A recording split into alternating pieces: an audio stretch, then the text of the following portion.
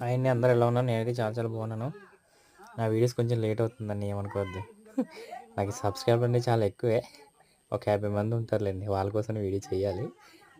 అలా కాకుండా కొంచెం సబ్స్క్రైబ్ చేసుకోవచ్చు కదా. విషయం ఏంటంటే అండి, ఇది మొక్క ఏంటో తెలీదు. చూడడానికి సేమ్ జీలకర్రలా ఉంది. జీలకర్ర వాము వేరు వేరు అనుకుంటా, నాకు తెలియదు ఆ విషయం.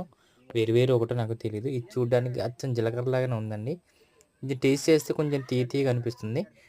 ఇంకో విషయం ఏంటంటే, ఇది మా ఊర్లో, ఐ మీన్ కొత్తగా చూస్తున్నాను. మా ఊర్లో ఇంతకుముందు లేదు ఇదివరకు.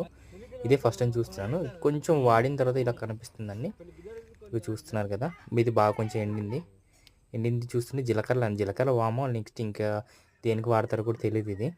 ఐ మీన్ సారీ, వేరే ఇంకా వేరే ప్రాసెస్ ఏమైనా ఉందో మనకు తెలీదు. కాకపోతే చూడ్డానికైతే జీలకర్రలా ఉంది. మన షాప్ పక్కనే మొలిసిందండి. షాప్ ఓనర్ బాగా చూసుకుంటున్నాడు దీన్ని.